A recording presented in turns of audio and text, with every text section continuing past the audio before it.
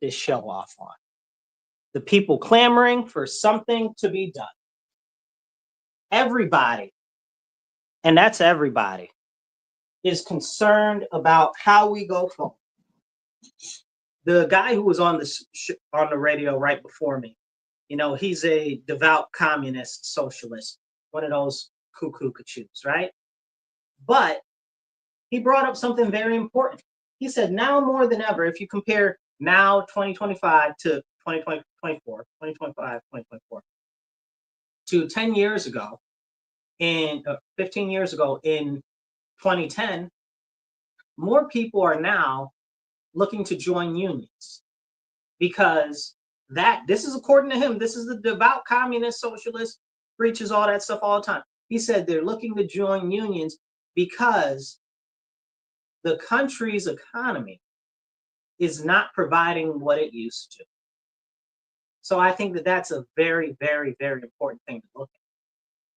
This is a socialist saying that, and that's his whole spiel. Like, I couldn't believe he said it, right? It's like somewhat like he said the quiet part out loud. And that was very interesting to me. If you guys are catching us online, please hit a thumbs up, hit a heart, share this out so more people can hear this about what we're talking about, because we need to get these conversations out there so we can have conversations about what the issues actually are in our nation and how we can possibly move forward and get more news out about just generally what's going on. So hit the share, drop a comment. Every little thing actually helps us to get the message out to more people. And I want to see you guys make a smiley face in the comments. That helps.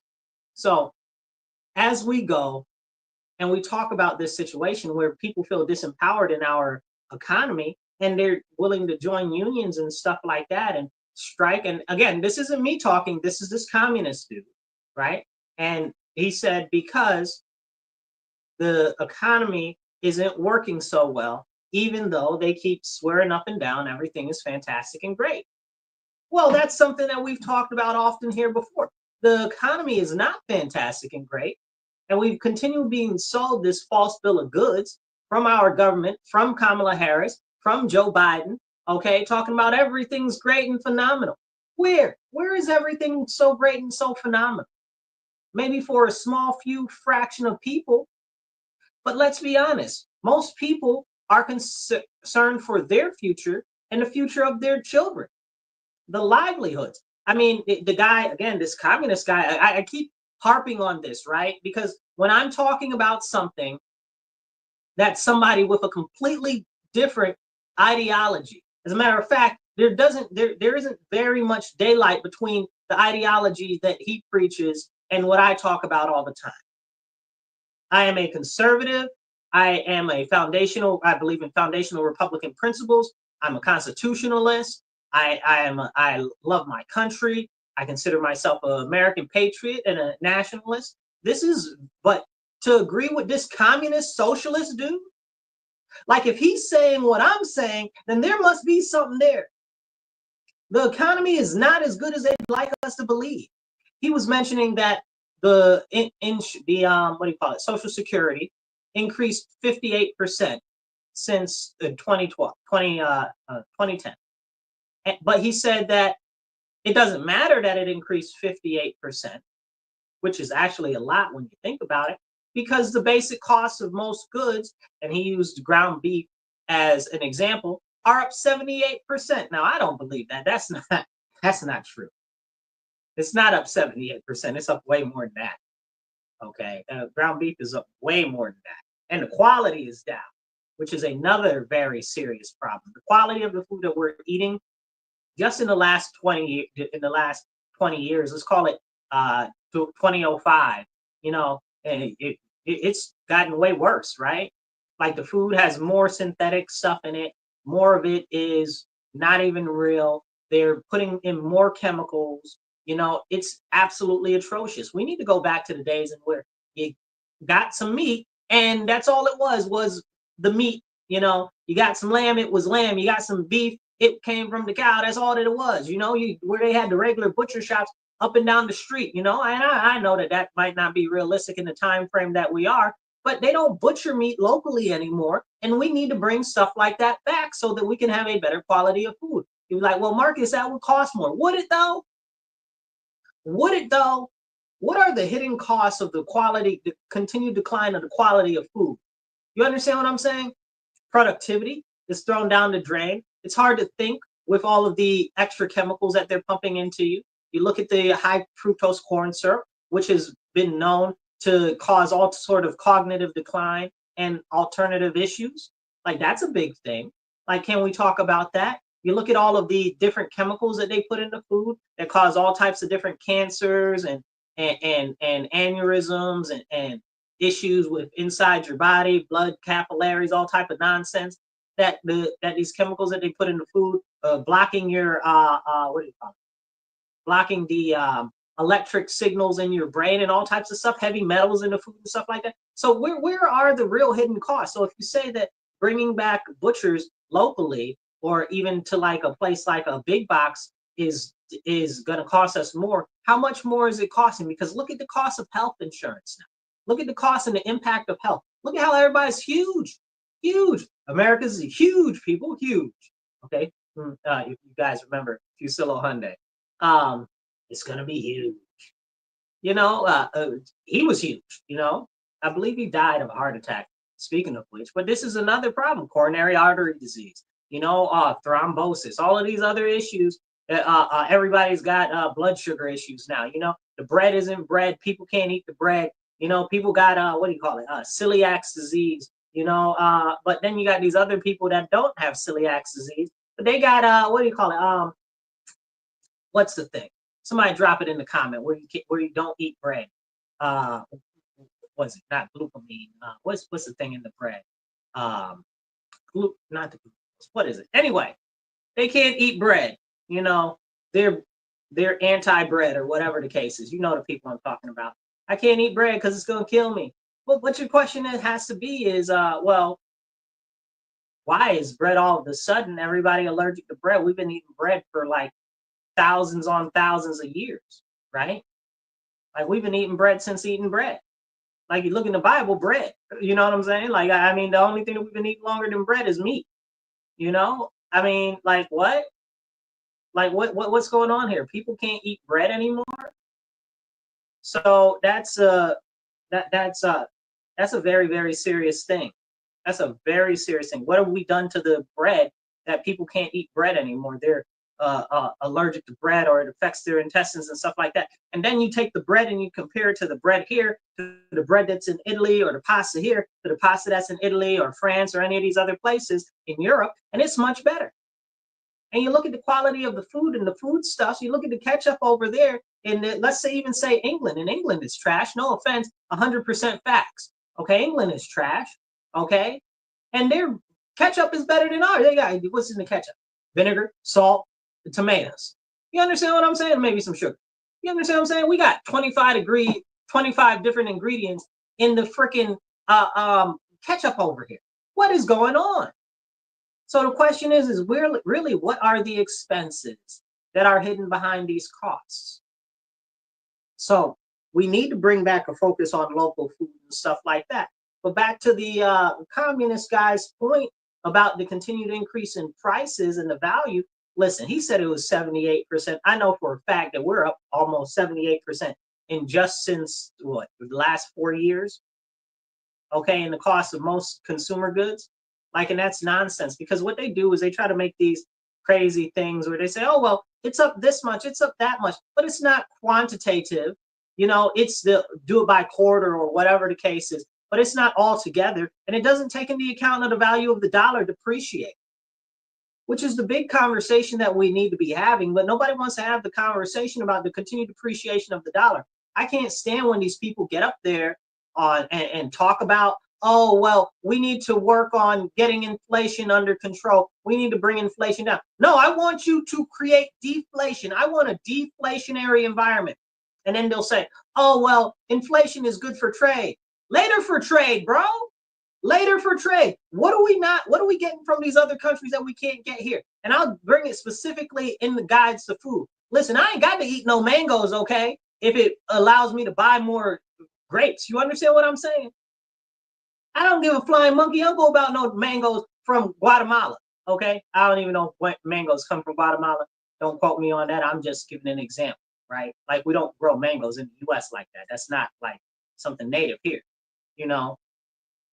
So if we're not focusing on making it so our dollar value is up and worth more, then we're not able to buy as much as consumers in our own nation, and everything goes out and becomes more expensive.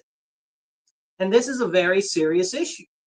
And we need to have this serious conversation about it, but nobody wants to have a conversation about it. I encourage you, if you're watching online, hit the heart, hit the share, hit the like, drop a little comment. Even if you just drop an emoji, drop me a heart emoji, okay? Or a smiley face or a strong arm emoji. Definitely drop some American flag emojis in the comments, okay? So as we have this conversation about the continued depreciation of the dollar, we need to be focusing on what's going on with monetary policy and spending in the government as well as on the local level. You guys, I don't know what state you're in, but if you're here with me in New York State, our governor is doing everything she can to steal every little bit of money that you got out your pocket. So she's like, oh well, now she's got a lower favorability rating. Her rating's like 26% favorability. Like Trump's rating in New York State is like 46. Trump could become the next governor of New York. That's how bad her rating is.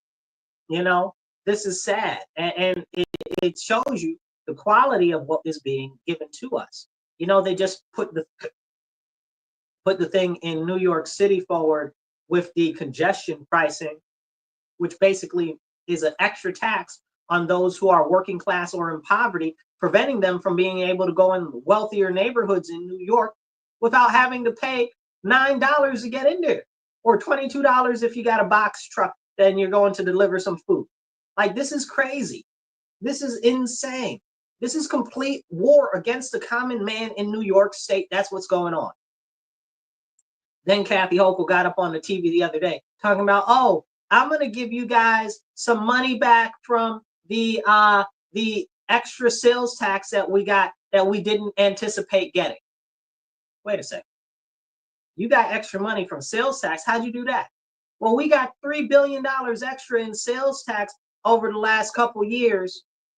Wait a second. You got $3 billion extra? Okay, if you on the radio, listen to me, you can't see me. But if you're watching me online, you can see me. I'm looking dead at the camera, looking like, what? Are you serious? Come on now. And this is serious, right? This is very, very serious. Like $3 billion, bro, of extra. I'm using the term lightly. I'm putting the quote fingers in the air. Okay, extra money, extra tax revenue, right? Stolen money is what it is. That's your stolen money that the government's got. Now she's talking about, oh well, I'm gonna give it back to you. I'm gonna give you some back. Don't play in my face. Don't take the money to begin with. You want to do something, forget giving. They're like, she's like, oh well, we're gonna try to give people like $500 back or whatever the case is. Don't give the people the money back. Cut the taxes completely and leave it that way. Why we got all this extra sales tax? Sales tax, New York say 8%. You understand what I'm saying? You taking all this money from us steady. You ain't talking about you about to lower or get rid of the state income tax. Speaking of which, abolish state income tax, abolish federal income tax. You deserve to keep the money that you actually earned. You worked hard for it. It's yours, okay?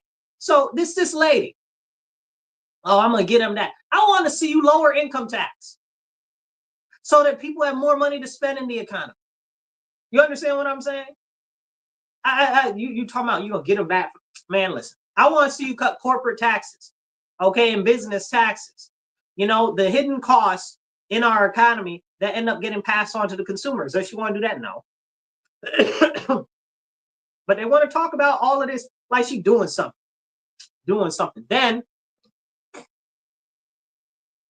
she got this other thing where she's made it so I don't know even how you say it, but essentially she's made it so that a lot of our wetlands and wildlands or whatever the case are, not wetlands, but water resources, right? Like a lot of our water resources right now are being, what do you call it? I guess you would say, held by the government. I guess that would be the best way to say it. That's insane. You're holding our water because, again, it's all about more than what it seems like it's about. They're full of malarkey, you guys, and I'm trying to explain this to you guys really, really simply and easily, but they want to make it difficult because they want to make it so that it looks like and it sounds good, but it's really not good for you. It's really, really not. And it's troubling that this is the way that we're going right now. This is what's happening in our state, in New York State, because it shouldn't be going like this. Why is this happening in New York State? Why is the governor all of a sudden freezing these water assets, talking about, oh, we're protecting and we're preserving it?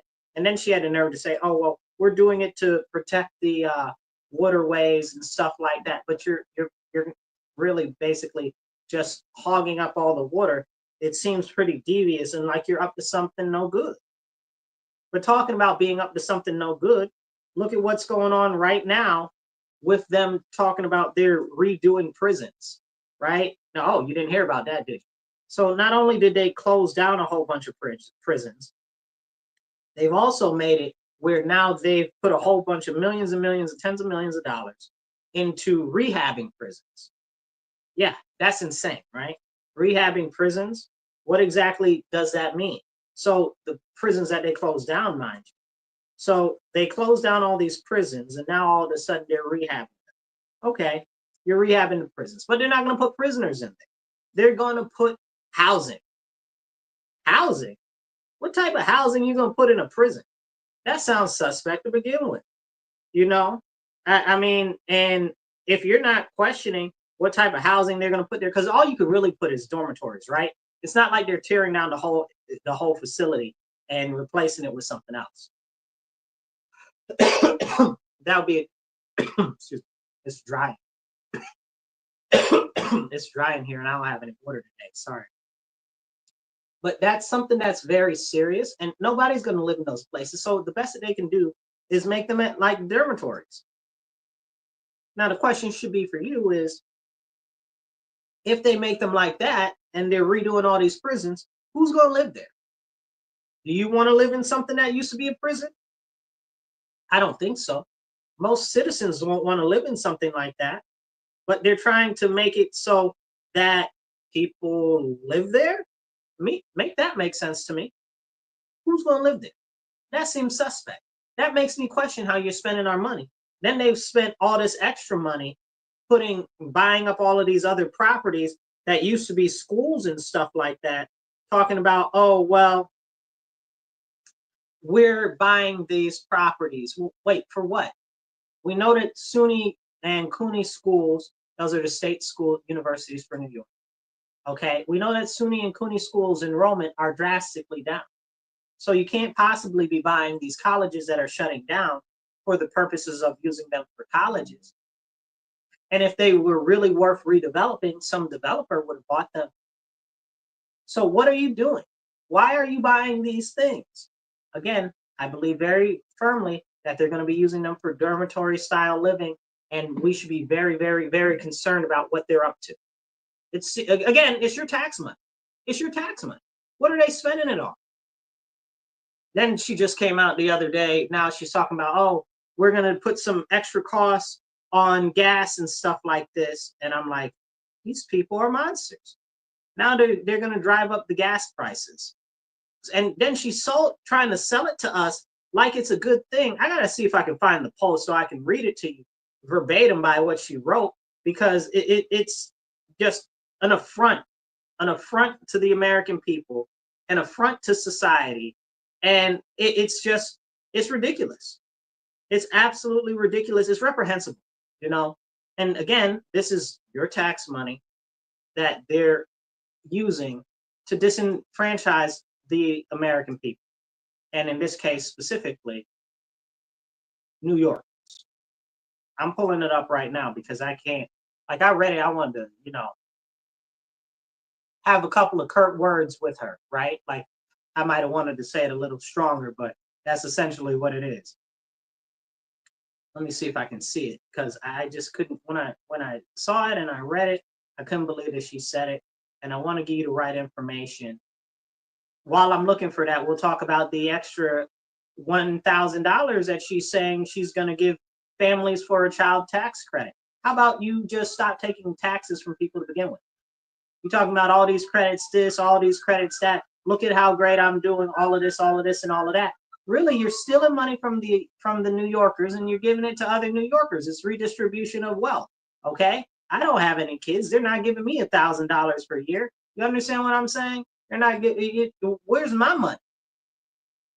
I don't know. I'm just asking.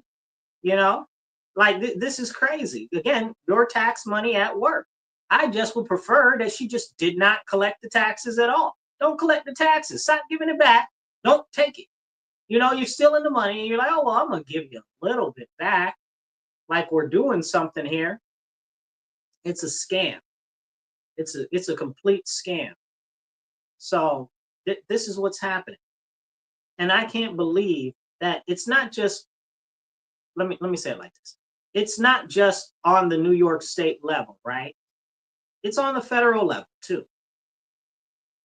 It's on the federal level, the wasteful spending and then playing in your faces with your tax money. Look at all the money they're about to give to California. Hundreds of billions of dollars to California. What they give, they said they're fully reimbursing those people. Did they do that for the people on Maui when that fire broke out? No matter whether you think it was intentional or not intentional or direct energy weapons or not. Did they do that for those people? No, they kicked them out of their houses. They kicked them off their land. They wouldn't even let them camp on their own land that they've been using for years. It shows you where we are as a country. And this is a very, very serious thing that we need to be having a more serious conversation about, but people don't want to have a conversation about. And they're giving this money to California now. But guess what? Same time these fires kicked off in California, they evicted all of the people in North Carolina that were staying in hotels that had been hit by that giant flood. I don't know what you call it. I guess flood hurricane in the middle of the mountains. We're not even going to talk about how the fact of the matter is that hurricanes don't form in the middle of the mountains, and you can't get a hurricane to go in the mountains, and that should be suspicious to everybody to begin with, because that's not how weather works. And that ain't even how you would say that climate change works. So we're not going to talk about any suspicious nature there. We're just going to talk about the fact that they done kicked all them people out. And they were preventing people from going to help those people. Remember that? You know, they were preventing people from going to help them. They were coming to bring aid from all across the country, and they wouldn't let them in.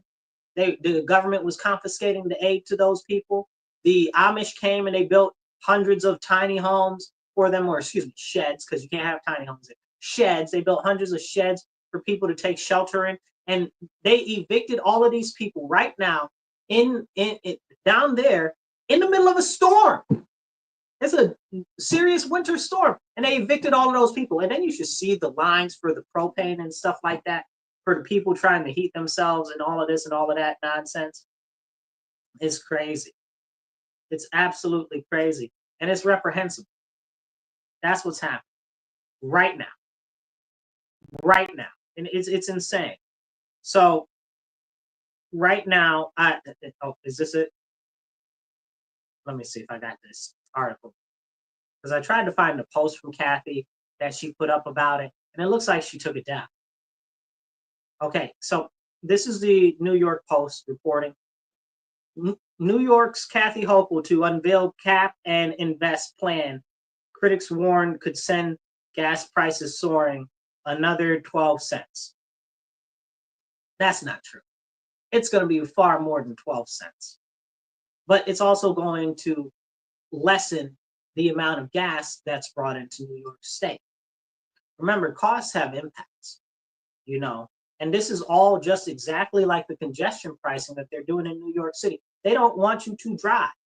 They said that all of these people are packed like sardines in the MTA now, in the subways and stuff like that. We got people getting stabbed left and right on the subway, people getting set on fire, okay? People out there doing all types of crazy stuff on the subway. It's not enough space. It's not enough room. You don't force all of these people into these unsanitary conditions, and stuff like that. I don't know if y'all ever been on a New York subway, but it is not clean.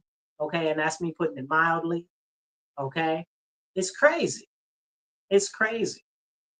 It's crazy. They're trying to price us out of our own area, out of our own state, because they want it to be a state that's only accessible to those with the upper level income. It's if you make less than $250,000 and you live in New York State, you get about to get bent over. That's the goal. That is the absolute goal right there. They really want to get rid of anybody that's not making over $150,000, period, out of the state. And they're working on everything that they can do to drive you out of the state. They're getting rid of gas in new builds and gas stoves, and they're making people replace the propane things and stuff like that, and the gas water heaters and the gas furnaces and all types of stuff in New York State. And that's coming. That is, as a matter of fact, I think that's supposed to go into effect this year. So we'll see how that ends up going down. But this is a threat that they're talking about as far as is considered climate change. All you're doing is making stuff worse. All you're doing is making stuff worse, making people struggle worse. And at the end of the day, even if the United States went to zero emissions tomorrow, it wouldn't change anything. It would not change anything, because we are only a very small, teeny percentage of the actual, what they call emissions that impact climate in the world. India's ramping up coal and oil. The China's ramping up coal and oil. Africa's developing coal and oil. You understand what I'm saying? All the biggest areas are developing coal and oil. Okay? We're not doing nothing but virtue signaling and hurting our own people. Wouldn't make a dent. Now Bill Gates is like, we're gonna genetically modify the cows so that their gut bacteria is changed completely. This is a fact. I did not make this up. You can go look this up. Don't believe me because I'm saying it. Believe me because I'm telling you. Okay, that he's gonna put some stuff in the cows to change the cows' the microbiome in their gut so that they don't fart. What? Why? What are you doing? And they're like, oh, well, because cows make methane and that makes more gas in the air. Shut up, you fool. And anybody else that goes along with that dumb stuff. You know what America was built on? America was built on eating bison. Bison. Why? Because there were so many bison in the U.S. Bison from here to here, from shore to shore, all across the plains. If you haven't eaten a bison, I encourage you to go find some bison meat. It is the most delectable meat that I have ever eaten in my life. And if anybody has anything that is a good idea to try that's better than bison meat, please put it down in the comments. Bison meat is so delicious. It's so tender. It's like something that is, it's like if you like cow, right? Like it's better, softer, tender, more juicier, more flavorful cow. It's just, oh, delicious. I understand why the settlers ate them all up almost to extinction. I understand that completely. But bringing up the bison, we historically, even into the late 1800s, had more bison in the U.S. than we have cows now. But wait, Marcus, are bison generally larger than cows? Yes. Are bisons like cows? Yes. They're that beef type animal? Yes. Okay, do they make the same type of farts? Yes, but they're bigger, right? So that means they'll fart more. Yes. So what? Yeah, this is what I'm saying. This is what I'm saying. So this is a retarded conversation to have. You're not even being serious in the conversation. Because if anything, we need to bring back the bison 100%. I 100% support bringing back the bison. I'm going to eat me some bison. Bison delicious, okay? This is serious, okay? Because why are you talking about genetically modifying the cows to change their stomach microbiome? What's that going to do when we eat them? Then we got to eat them. And it's hard to go even to the store now. You go and you buy something and everything is genetically modified. I can't eat half of nothing. I can't eat nothing. I go to freaking, Family Dollar. I can't eat nothing there. I can't buy nothing from there. Everything's genetically modified or full of high fructose corn syrup. There isn't a thing that I can eat in that whole store. It's terrible. It's terrible. And this is what we're facing as Americans. The quality of food is so, it's ridiculous because it's, don't even let me go into that. But also on another note for Kathy Hopeful, if you guys are listening on the radio, remember you're listening to The Divide on WRFZ 106.3 Rochester Free Radio. Pumping those vibes right in your ear and talking about the things that you need to hear. Make sure that you tune in every Monday, 2:30 to 4 p.m. to The Divide with Marcus C. Williams. And if you guys are watching online, please hit like, hit the thumbs up, drop some hearts, okay? And in the comments, make some smiley faces, make some strong arms, make some U.S. flag emojis. Drop them down there, okay? And everything helps the algorithm. If you'd like to donate, okay, so that we can get some more airtime and stuff like that and some more equipment so we can broadcast better, please do donate. You can donate on Cash App. That's $MW Real 1. That's $MW Real 1 on Cash App. That's the digit 1. Or you can do givesendgo.com/Marcus C. Williams. We also have Venmo and PayPal, and that's at Marcus C. Williams on Venmo and PayPal. So please do donate. We're trying to get like $50 an episode so that we can get some more airtime and get some more equipment, start to raise some money to do that. If you want to sponsor the show, please reach out online, catch me online. Okay, and definitely subscribe to our YouTube if you're not subscribed yet. It's the Marcus C. Williams channel on YouTube. So let's continue into this. I know we've been harping a lot on New York State today, and I wasn't done with Kathy Hope or these climate people. It's crazy. It's crazy what's going on. We see what happened in California with all of these tanker trucks, the water tanks and water tanker trucks that have been coming in, and California is like, oh, well, you can't have these tanks to account for almost, I believe it's 400,000 gallons of water that they turned away because they don't want people to have certain types of trucks that are diesel in California. Don't even get me started on there because after this year, I believe, now nobody can have privately owned, what do you call those? Cabs? What do you call? Yeah, it's a cab. But what do you call them? E18 wheelers, right? Like the trucks that pull the big rigs. There we go. You can't have a big rig that you own yourself, and most big rig operators are independent owner operators. But in California, you can't have that no more. So there's a whole bunch of other crazy stuff, and they're trying to get rid of diesel transportation there completely by, I believe they said 2027, but we'll see what happens. I think they're going to they're moving it to 2035. But this is what's going on. This is exactly what's going on. And I can't believe they turned away all that water, 400,000 gallons of water that you turned away with firefighters to help. Talking about you can't take the trucks from Arizona and Washington and New Mexico because they don't meet your emission standards.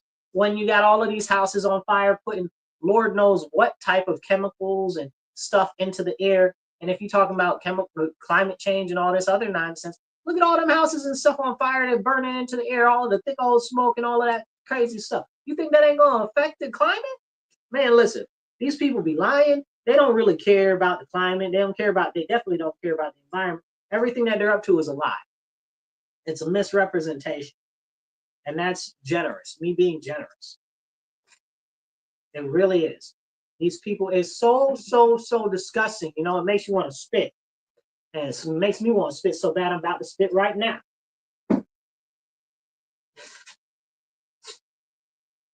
It's frustrating, you guys.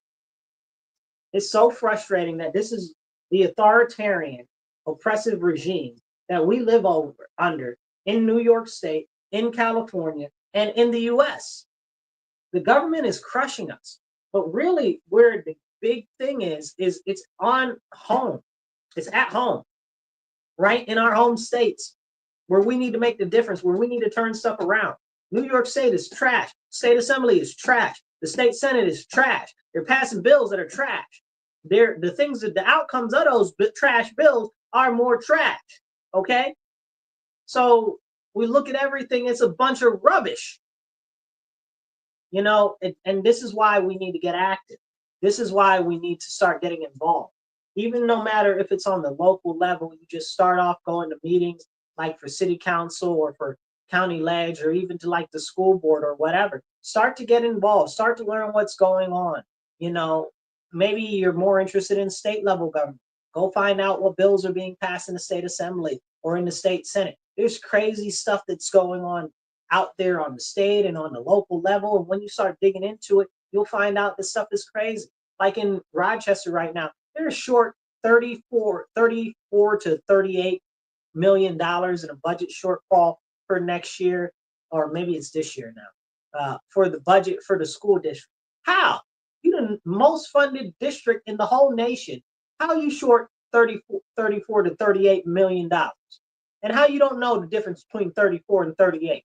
That's a whole $4 million difference. Ain't you supposed to be the scholarly type of people? You know, the knowledging, teaching type of people? And you can't math?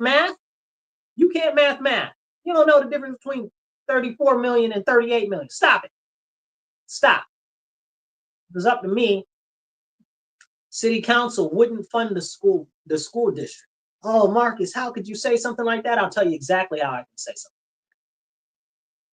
The city of Rochester doesn't put the lion's share of the funding into the school district. Okay. But the majority of the city tax collection goes into the school district. And a couple of years ago, I said that the city should stop funding the school district. And they'll say, well, it doesn't matter if we stop, the state will fund them anyway. I said, that's fine. Let them do that. So then they said, no, we're not going to do that, whatever the case is. But last year was the first time we saw people start to object to the school district budget, and they voted no on it. But everybody could vote no, and they still gonna get money from the state. So let's us keep our money in our pockets and let the state get their money, since the state gonna get their money anyway. And if they don't know where the heck they're gonna get the $34 million from, they don't need the $34 million, because every single year the city school district is short tens of millions of dollars. It's missing tens of millions of dollars. Where'd the money go? Y'all steal it. I said exactly what I said. I'm looking real hard into the camera. Y'all can't see me if you're listening to me on the radio. But if you are following me online, I'm looking real hard into the camera right now. The Rochester City School District is stealing the money that is supposed to go to the children. If they really cared, they do an audit with line budget items, so you can see specifically where everything went. And then you need to have an accounting for each line item and make sure that money actually got spent on it and it actually got delivered. Once you start to find out what some of these costs are and how much some of this stuff costs, you're going to be flipping out, okay? They make jokes about the Pentagon and golden toilets and stuff like that and golden hammers. That's what we got going on in the school district here. And the quality of education is the worst quality of education in the whole country. Okay. Maybe it's not the worst quality in the whole country. It's the second worst. It's got the second lowest proficiency rating in the whole nation. Make it make sense. Come on now, what are we doing? What are we doing? And can we have a conversation about this? So for me, I don't think the city should fund the school district at all, not a penny, because they're gonna get more than enough from the school, from the state. If the money for the funding isn't used for the schools, then where should it go? First, it should go back into the pocket of the people in the city. But alternatively, we should be creating an alternative option that runs parallel to the school district, because the school district ain't doing a lick of spit. We need to work on vocational training programs, period. We need a whole other alternative option to the school district, because the school district is so trash. And if the state ain't going to fund it, the city should fund it. Okay? We can out here have tutors, hire tutors and stuff for our students and stuff like that outside of the school district to get them prepared to take the test to actually pass the stuff that they need to pass. So we can be putting that money in the special accounts for parents to send their kids to private schools. We could be using it to fund charter schools or whatever. But it should not be going to the school district at all. They take the tax money, my tax money, they send it to the school district. One, I don't got no kids yet. Also, I'm single, ladies. Okay. All right now. No, I'm joking, but I'm also serious. But no, I don't have any kids right now. So why do I want you taking my money, putting it on a failing school district? I'm a business owner, so put it on a failing school district that's pumping out people that can't even get jobs in an entry-level position because they can't do basic functions like basic math, basic reading, and forget writing, you know?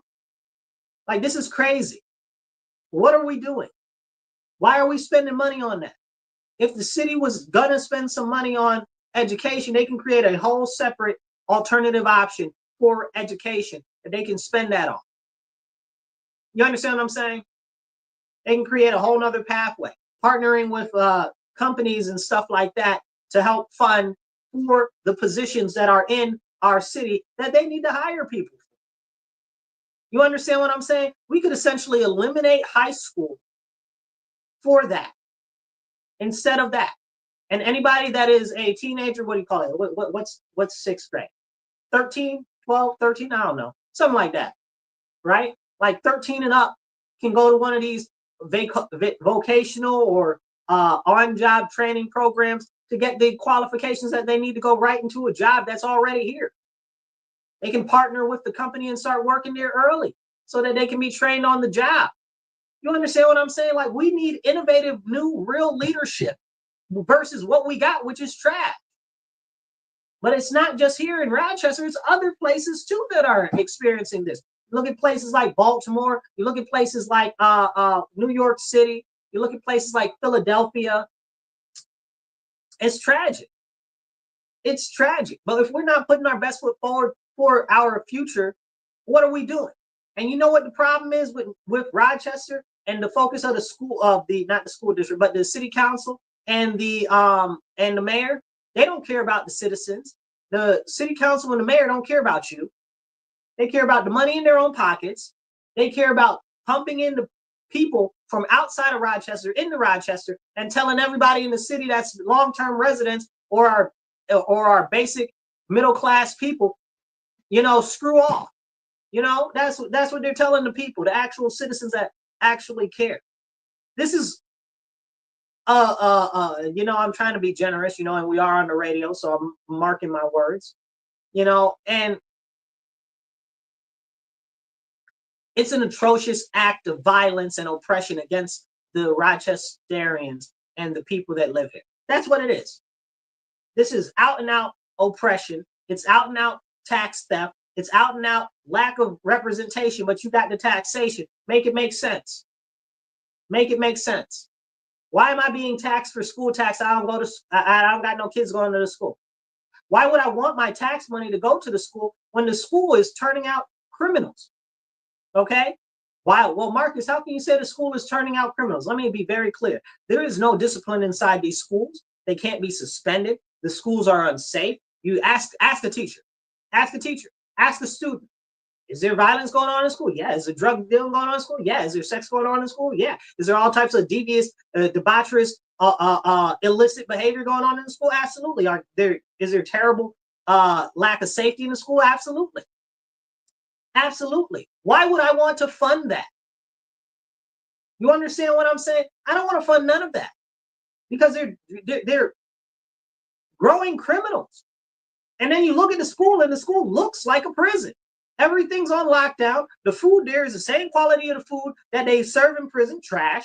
Okay, it's terrible. Why would I want to fund that? Why would I want to fund the people that are going to not have a chance in life because you have set up the system and rigged it against them because you're not focused on scholastic achievement. You're focused on social emotional learning or these illegal aliens that are here. Marcus, they're not illegal aliens. They're asylum seekers. They're illegal aliens. They've been told to file for asylum. They don't actually know what the heck asylum is. And most of them, if you ask them, they're here for a better life. That's not what you file for asylum for. Asylum is for threat on your life. Somebody's going to kill you. Okay. Oppression from your government where they're going to kill you. That is what asylum is for. You understand what I'm saying? That ain't not near a lick of spit, none of these people.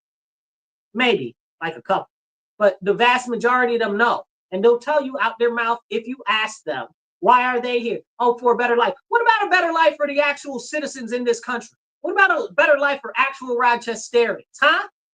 Who's caring about us? It's so serious, you guys.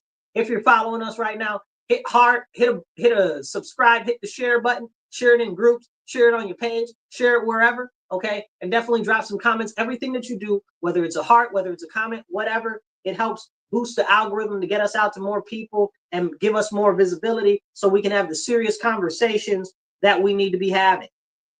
Because we need to be having these things. But right now, it's not happening.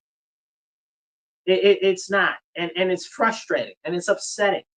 And there's so much, I don't even know what to say, right? Like I got a lot of words and a lot of them are not clean for the air. Okay. Because this is stupid, you guys. Like what's being done to us is an act of violence against the American people, against the citizens of Rochester. That's what's facing us right now. That's exactly what's facing us right now. And the question is, who's going to stand up and do something about it? Nobody's coming to save us. Nobody. Not one person is coming to save us. And that's something that we need to remember very seriously and I don't even know what you want to say. Let me put it like this, you guys. What's being done to us by our government is atrocious. In order to get something different, we as the people have to start standing up and getting involved. In order to get involved, I always encourage start at the local level, school board, city council, mayor, whatever. Find out what they're up to, what's going on, what are the laws that they're passing, what's being taught in the schools, stuff like that. Go to the different board meetings. But we also have the same issue on the state level, where they've got hundreds of bills that they pass every year, extra laws that they pass every year that nobody knows about and that they're not telling anybody.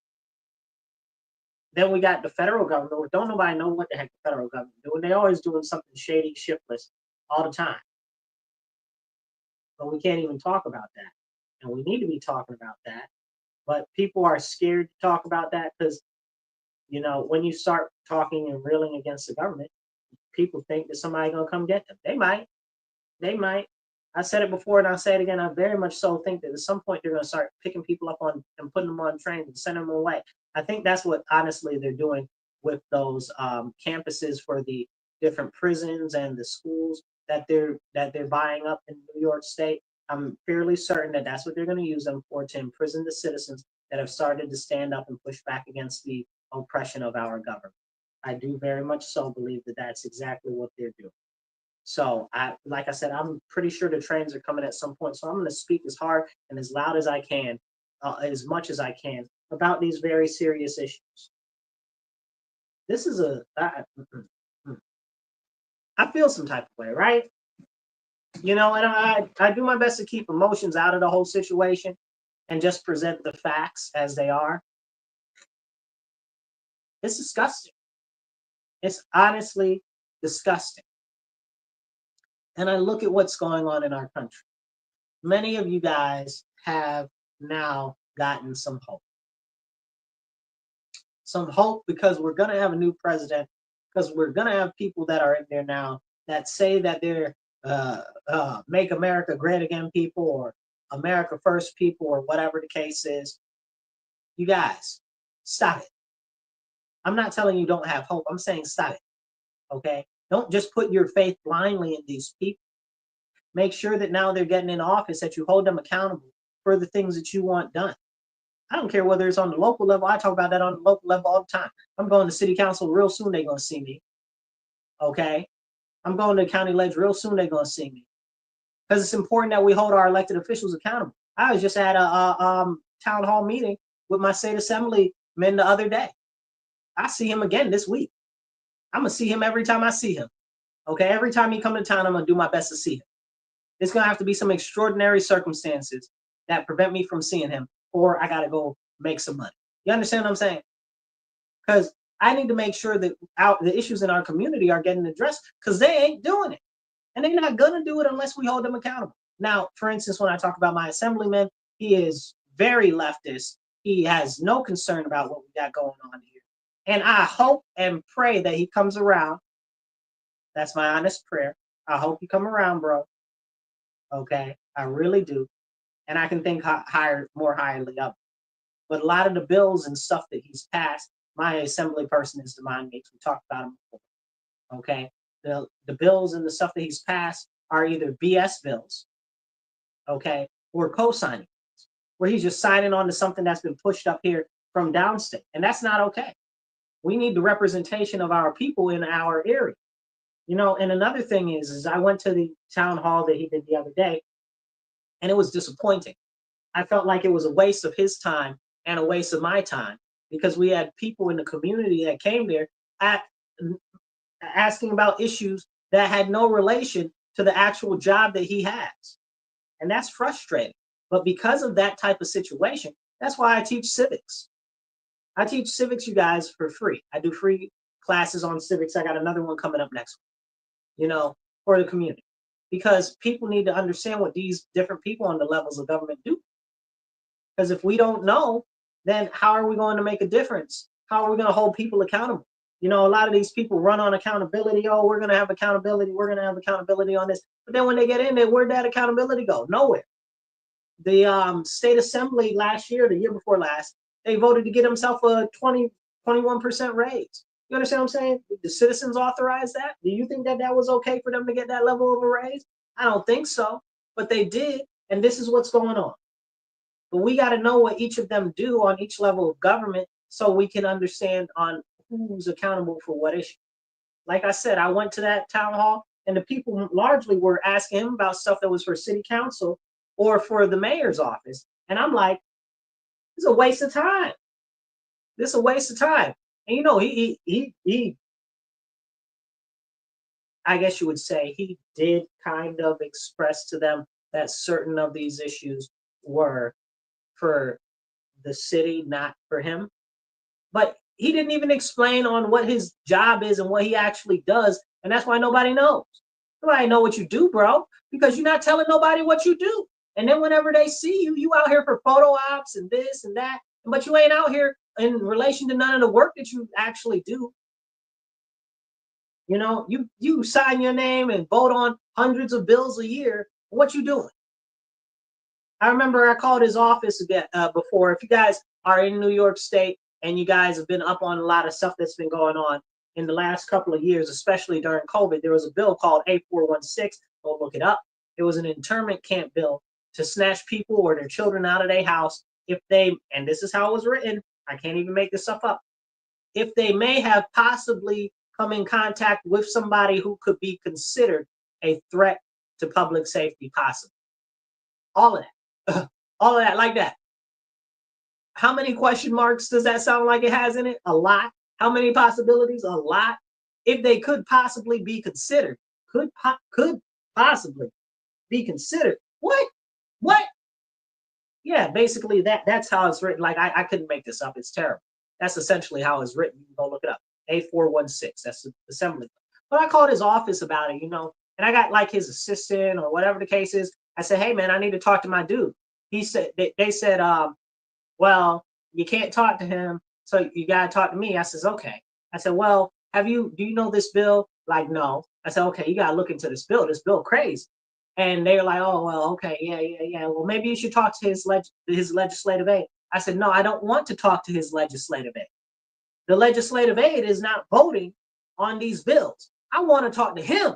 He's my elected official, not the legislative aide. And I said, no offense. I don't got no problem with the legislative aide, even though a lot of these people in his office seem to have their head up their buns. I don't know, that's a lie. I'm sorry, you guys. That was a misrepresentation of his staff. The larger portion of his staff are decent. Okay. I think actually a couple of them are pretty good. Okay. Shout out to y'all. Y'all know who it is.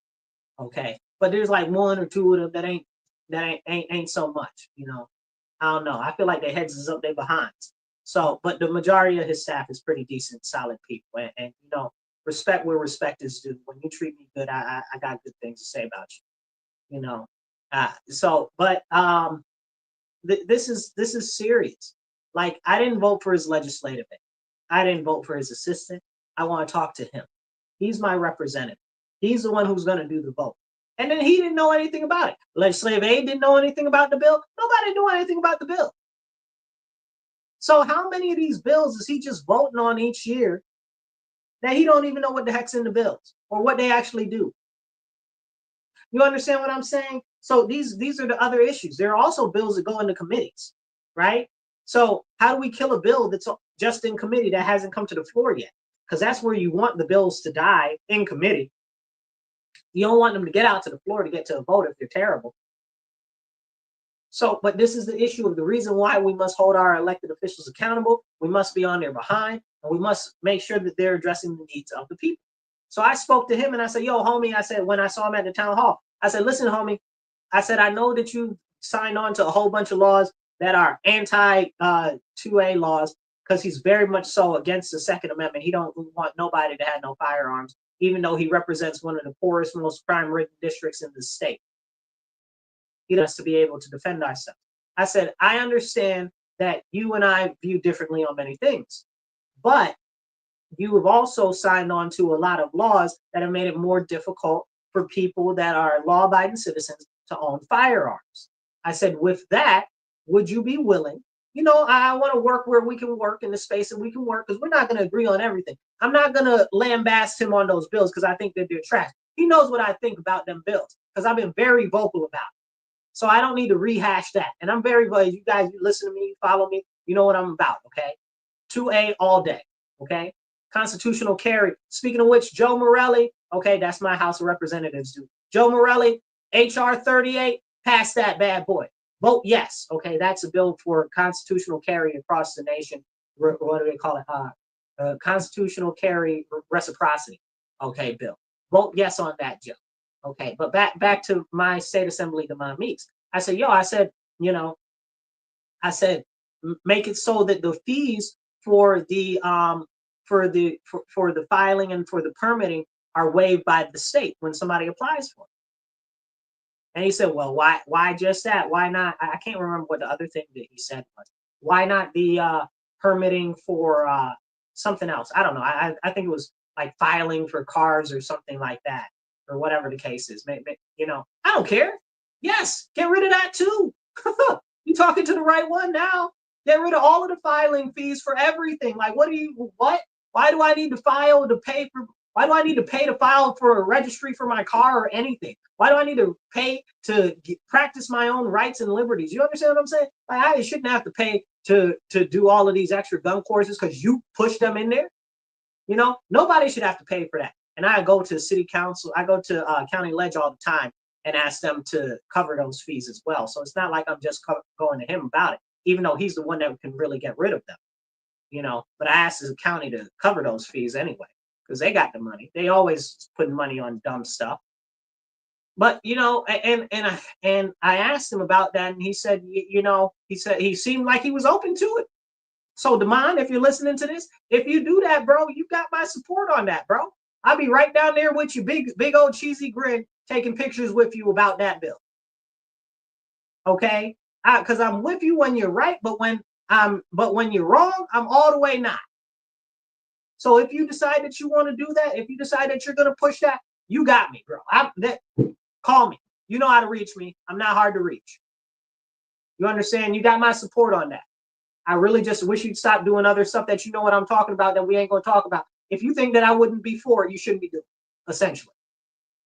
And some people will be like, oh, well, how can you say that? If you listen to me and you follow me, you know exactly why I'm saying that, because you know exactly what I stand for. Okay? And he's supposed to represent my area and my district. And when it comes to exactly what I would request or I would ask for my state, or versus what me personally as an individual, what I want myself as an individual, are completely different, because I understand that the state and the different positions are supposed to represent everybody. So I need to go at that with a more mannered approach, okay? But if it was up to me, we're taking rid of all the fees and registration for everything, okay? So hopefully he does get rid of those fees for that. I really hope he does. I really hope he pushes for that. That'll be a big thing. That'll be a big thing. When I see him again this week, I'm gonna tell him about it again. I'm gonna tell him about it again. I'm gonna set up a whole meeting next month just to tell him about it again. You know, he gonna get so sick of me telling him about it. Well, he might actually do it. And then I'm gonna start bringing people with me, because we're gonna really make this push happen. And it's serious. And it's a shame that we have to do all of this extra to get our needs represented. But you look at all of these people, these crazy activist groups, the crazy leftists that's burning down buildings, the spray painting graffiti on cemeteries and monuments and stuff like that, and out there in the streets chanting "Death to America" and stuff like that. Those are people that get stuff that they want. Those are people that get stuff that they want. So we need to go at this in a more measured approach, because clearly not standing up is not working, and we need to stand up now more than ever. 100% absolutely. Demond, I will see you Thursday, Lord willing, and this creek don't rise. You understand what I'm saying?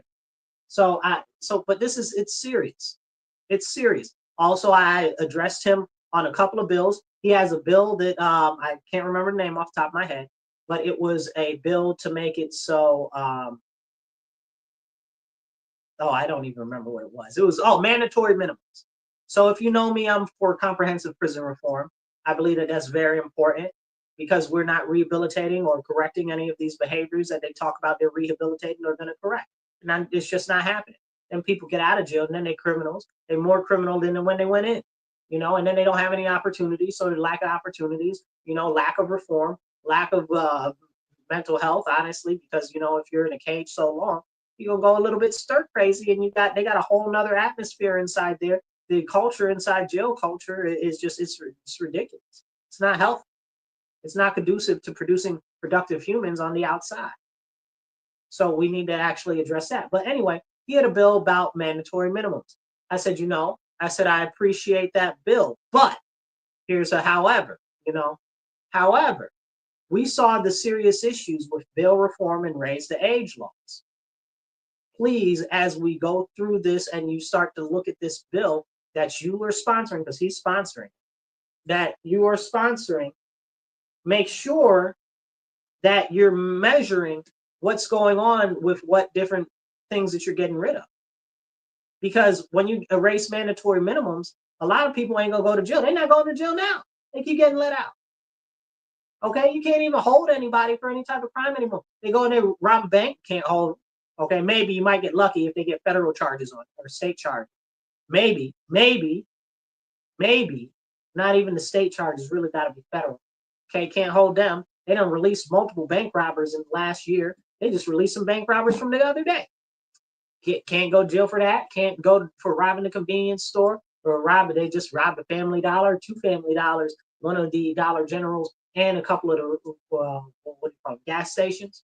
You understand what I'm saying? You can't go to jail for that. Not even nobody. You get arrested, they get back out. You understand what I'm saying? They commit violence on the street, they get back out. They break into your car, steal your stuff, get back out. Home invasion, get back out. All these people getting back out. So you've put in he's all for these laws, bill reform and raise the age. You know what I'm saying? And I've asked him and confronted him about those again and again and again.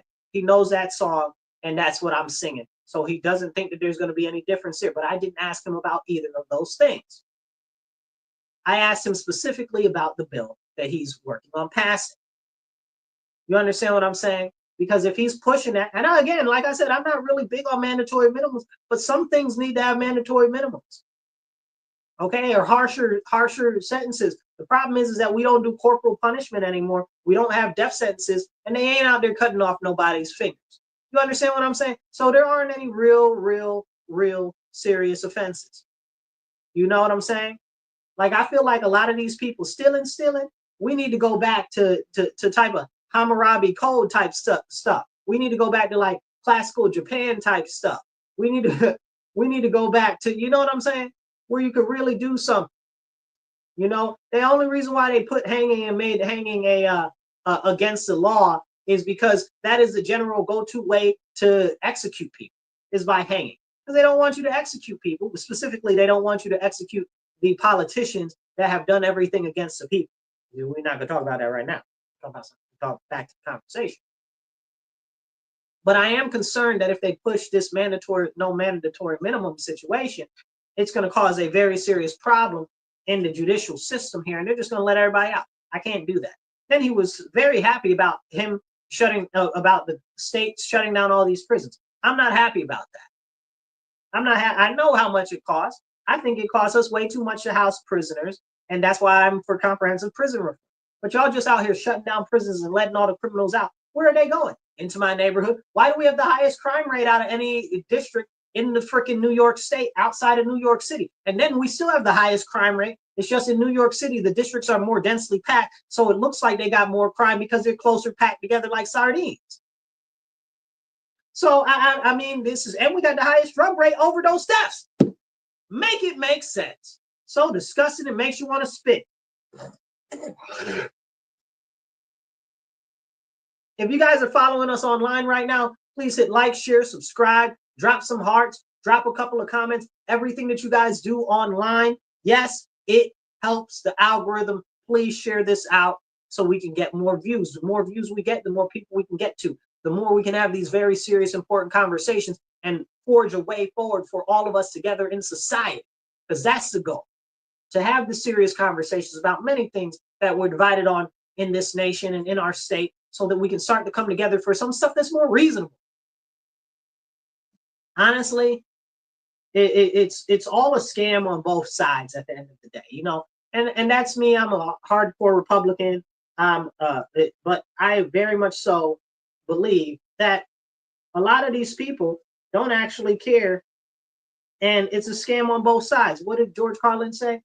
It's what did they call it? He said they're all part of one big club and you ain't in it.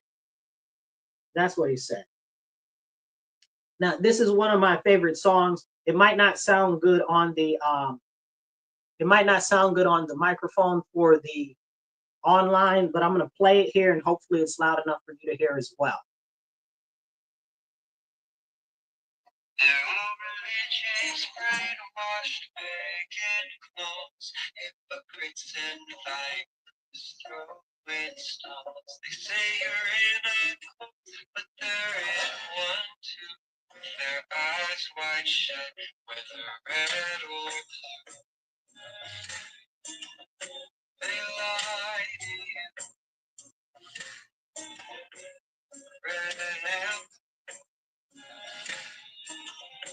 they lie to me. I think they can see. So that's one of my favorite songs. I encourage you guys to go look it up. That's by Savanovsky. It looks like Savanovsky. Savanovsky. And it's called Eyes Wide Closed. Okay. And it's the truth, though, about politics. That's what it is. They lie, right? So we got to hold them accountable.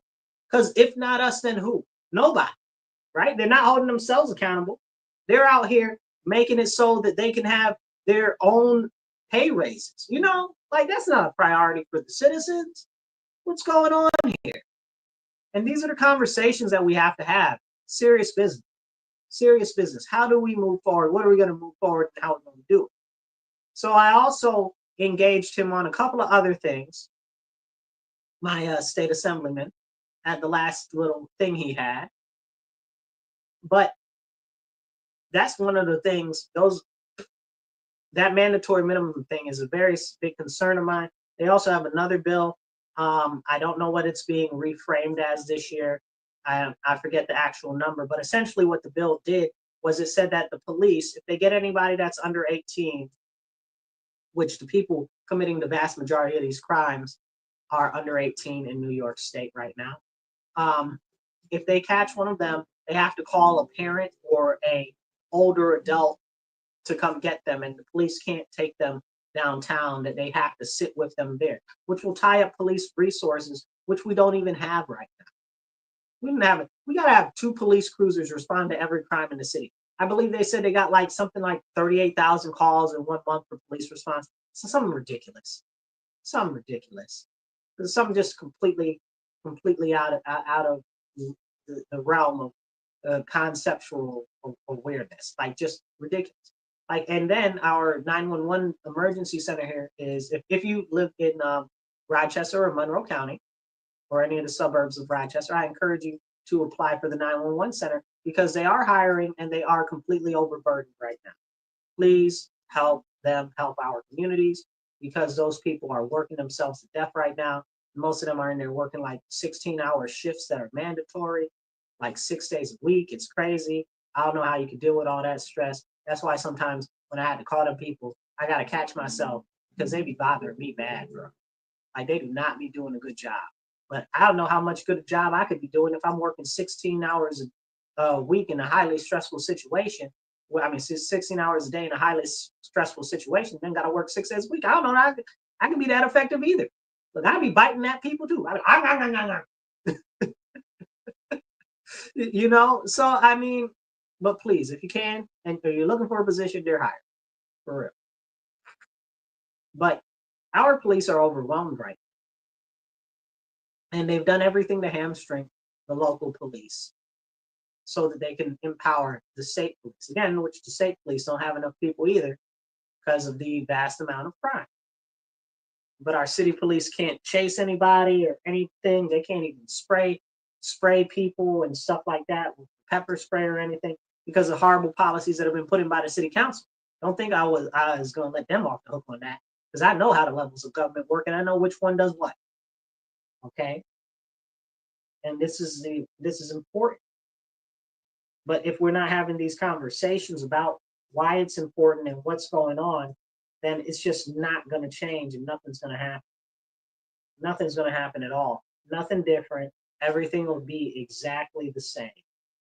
And as things continue to be the same, things get worse.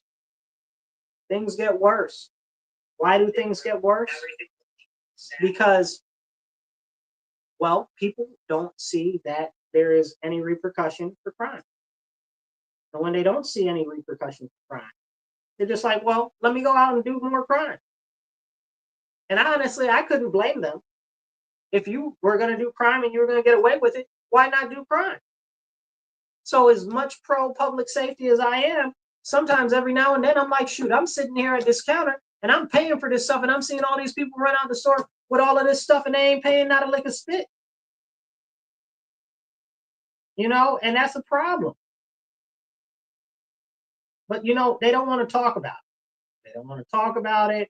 They don't want us to have a conversation about it.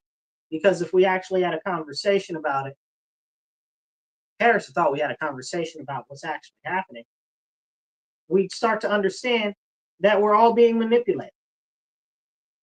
Because that's exactly what's happening. We're being manipulated by our government, and they don't care about us. Not a little bit, not a lot, not at all. That's what it is. They don't care about us at all. So it's up to us because they represent us.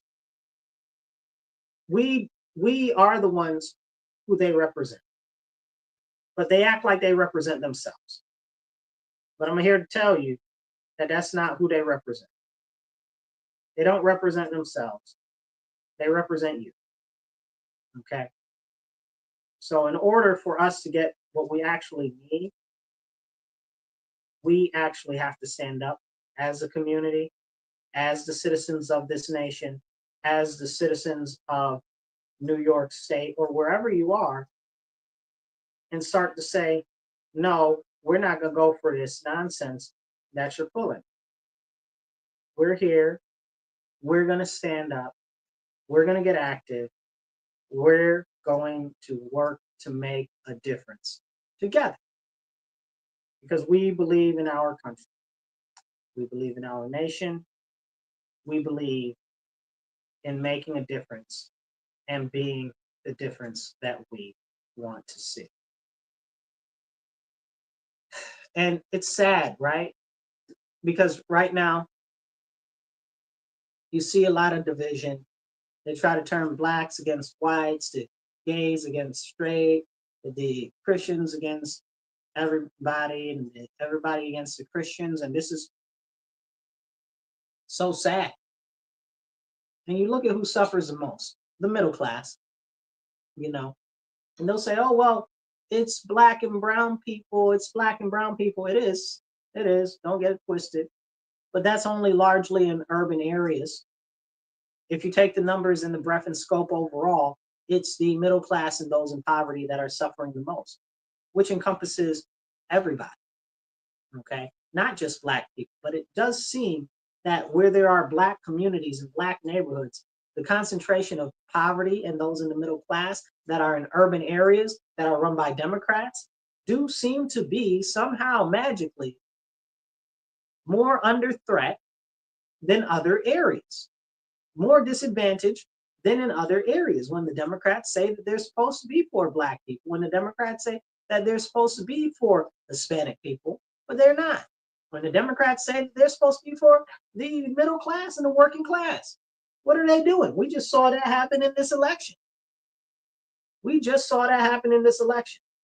Nobody wanted them on scale because they're not doing anything for us. They lied to us. They told us that they're going to help us, that they do care about us. But what are they doing? Absolutely nothing. Nothing whatsoever. Not even a little bit. Things are getting worse under the leadership of the Democrats. And we can see this day by day, minute by minute, hour by hour. And that's why it's up to us as the citizens of the United States of America to stand up and hold our elected officials accountable. Again, whether we start on the local level or on the state level, I always recommend starting on the local level first and build out from there. But even if you're to, like I said, I mentioned Bill HR 38. Go look it up, you guys. Call your local House of Representatives person, your congressman, and tell them to vote yes on HR 38, which is the constitutional carry reciprocity bill. Okay, tell them to vote yes on that. It's important that we engage with our elected officials. If they don't know what we want, then they're going to do what they want. And trust and believe that what they want is not what we want. It's not even a little of what we want. And that's a very serious issue. I think that if we're going to move forward, together is how we do it. But together, also separate. And when I say that, I mean that it's going to take all of us across the nation in our little individual cities, individual townships, to start to get active and unite with other like-minded individuals that care about our community, that are going to push for representation and actual focus on the citizens of our area by our elected officials that are supposed to represent our area. And I've said this before, but it bothers me so bad that I need to bring it up again. My senator for the 56th district of New York State, Jeremy Cooney, and I'm never going to forget this, and I'm never going to let him live this down, but I'm also kind of thankful that he said this out loud, because he finally said the quiet part out loud, and at least I can respect him for telling the truth and shaming the devil. Okay? He said that his priority isn't the people in his district, it's to bring people from outside the district into the district, people from California and people from New Mexico and the Southwest, to bring them over here into our district in Rochester. You ain't got nothing to do with them people, bro. You don't represent them people. Now he's on some hyped up other nonsense talking about, oh, we should get a bullet train from high-speed rail from Buffalo to New York City. You don't represent Buffalo, bro. You represent Rochester, Gates, Greece, Brighton. You don't represent, ain't none of us in Buffalo. Buffalo's 45 minutes away. You don't represent Buffalo. He's one. I think he's on the transportation committee. Maybe he's a chair now. I don't know. There's something like that. One of those or both. So it's crazy to me that that's what he's out there pushing for, when that's got nothing to do with the best interest of transportation in our area. You want to do something for transportation for New Yorkers on haul and on scale, and specifically in your district? Get rid of the throughway tolls. Okay? You want to do something for transportation? Okay? Get rid of all of the fees for filing for a driver's license and stuff like that. Okay? Do something like that. Okay? Lower our cost burden. Don't nobody care about no daggone bullet train to New York City. Ain't nobody got no extra money for a bullet train to New York City. It costs like $150, $200 now just to take the train down to New York City. How much is it going to be when it's a high-speed railroad project that going to cost tens of billions of dollars and take decades to finish? Okay, who's that really serving? Not us. It ain't benefiting us. And that's the whole point. We got to hold our elected officials accountable and make sure that they're representing us and not other people. I appreciate you guys tuning into our show. Make sure that you share this out. Hit the like, hit the share, hit the subscribe, drop some comments, drop some emojis, drop me an American flag in the comments if you really love us. Okay, and make sure that if you can, please donate $5, $10, $15. You can donate on Cash App, $MW Real 1. That's $MW Real, the number 1. Or you can do givesendgo.com/Marcus C. Williams. We're also on Venmo and PayPal. It's at Marcus C. Williams or Venmo or PayPal. And that way we can work to get some better equipment. We can work to get some more airtime. And you can help us out, grow the show, and get the message out to more people and raise that level of encouragement and awareness. I appreciate you guys. Remember, stand up, speak up, and don't shut up. Take action. You guys be blessed and be well. Remember to tune in on WRFZ 106.3 Rochester Free Radio, Mondays, 2:30 to 4 p.m. to The Divide with Marcus C. Williams. Y'all be blessed now.